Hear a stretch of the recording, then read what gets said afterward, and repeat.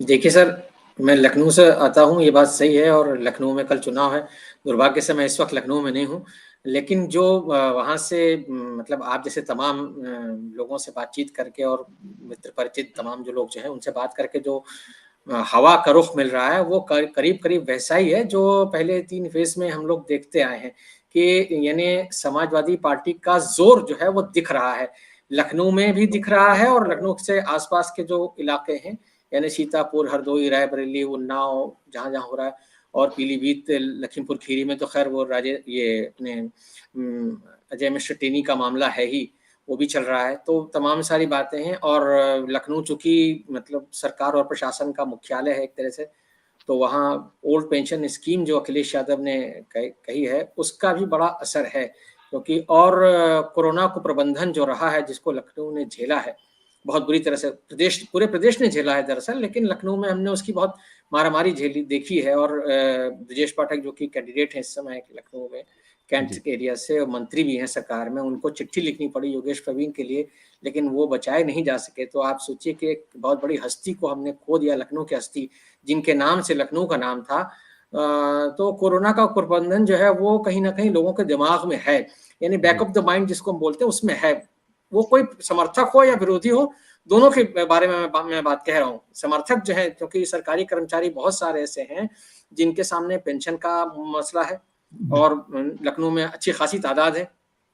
तो जो pension scheme का वादा जो अखिलेश यादव ने किया है, उसका कहीं न कहीं असर दिख रहा है। छुट्टा जानवर वाली बात जो रविकांत जी ने कही, वो बिल्कुल सही बात है।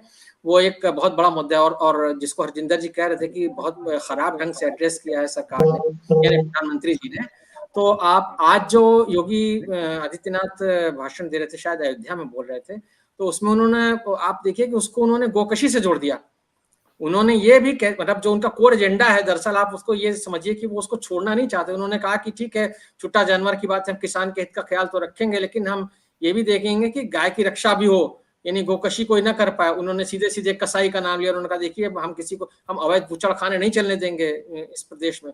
और उन्होंने वहाँ पर एंटी रोमियो स्क्वाड की बात की। तो जो उनके जो कोर इश्यूज़ जो 5 साल पहले जिस तरीके की बातें वो करते थे या करते आए हैं लगातार, वो उसको छोड़ नहीं रहे हैं। आज प्रधानमंत्री जी ने अपनी एक रैली में बहराइच में रैली कर रहे थे, उसमें उन्होंने ये कहा कि भाई देखिए, दुनिया में कितनी उथल-पुथल मची हुई है और ऐसे में भारत का मजबूत रहना बहुत ज़रूरी है।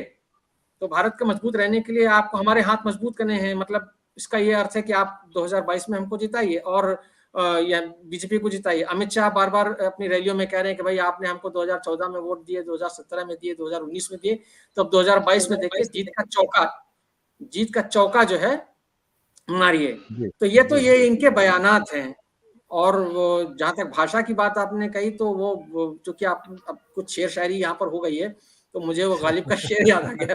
वो माफ़ कीजिएगा जी, कि इरशाद। जिस तरह की भाषा मोदी जी हमेशा बोलते रहे हैं, मतलब 2014 से तो हम लोग देख ही रहे हैं, वो हमको उनसे वफ़ा की है उम्मीद, जो नहीं जानते वफ़ा क्या है।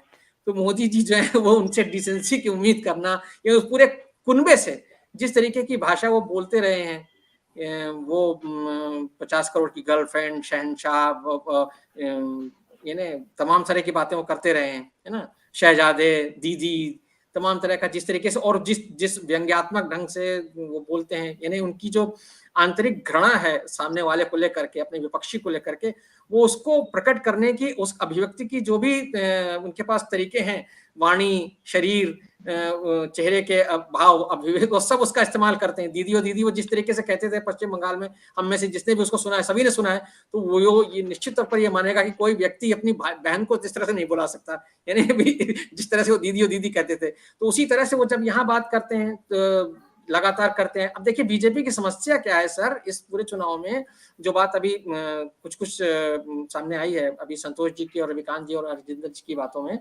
कि जो मुद्दे उन्होंने उठाए शुरू से, ना तो जिन्ना चले, जिन्ना पर अखिलेश को उन्होंने बहुत घेरा, मगर जिन्ना नहीं चले, कैराना का पलायन भी नहीं चला, अब्बा जान नहीं चले, फिर योगी जी को सपना आ गया गजवाई हिंद का, तो गजवाई हिंद का सपना आया, वो भी नहीं चला। 3 फेज़ तक तो कम से कम नहीं चला है। तो वो जो है वो अब परेशान है कि वो क्या किया जाए। तो अब वो जो साइकिल आई है आतंकवाद के नाम पर, मुझे नहीं लगता है कि वो बहुत लंबी चलने वाली है, क्योंकि जो उसका अखिलेश ने बहुत बढ़िया काउंटर किया है कि आपने आपने तो गरीबों का जो एक वाहन है, जिसको गरीब गरीब आदमी इस्तेमाल करता है, जिस पर बैठ के लड़कियां स्कूल जाती हैं, उन्होंने तमाम तरह के प्रतीकों का इस्तेमाल किया है अखिलेश यादव ने उसको काउंटर करने के लिए। तो कहीं ना कहीं वो चीज जो है वो हिट कर रही है। आपने चूंकि लखनऊ के संदर्भ में बात पूछी थी, तो मुझे लगता है लखनऊ में इस बार भारतीय जनता पार्टी के लिए केक वॉक बिल्कुल भी नहीं है। पिछली बार उनको अधिकांश सीटों पर कामयाबी मिली थी, शायद एक सीट समाजवादी पार्टी ने जीती थी, लेकिन इस बार तो जो है वो ऐसा बिल्कुल मुझे होता दिख नहीं रहा है। और इसी आप देखिए कि वो जो प्रत्याशी बदले हैं सरोजनी नगर में, उनको वहां जो उनका आपस का झगड़ा था स्वाति सिंह और उनके पति का, उसके चलते वहां पर उन स्वाति सिंह का टिकट कटा, और फिर अब राजेश्वर सिंह जो ईडी के अधिकारी थे उनको उन्होंने टिकट दिया है। उनकी स्थिति वहां पर बहुत अच्छी नहीं बताई जा रही है। अभिषेक मिश्रा जो समाजवादी के पार्टी के प्रत्याशी हैं, वो उनके मुकाबले में हैं। उसी तरह से अगर आप देखें तो आशुतोष टंडन जो मंत्री हैं, उनके मुकाबले में अनुराग भदौरिया खड़े हुए हैं। उनको भी मतलब ऐसा जो ग्राउंड रिपोर्ट्स मिल रही हैं वो ठीक ठाक स्थिति में दिख रहे हैं।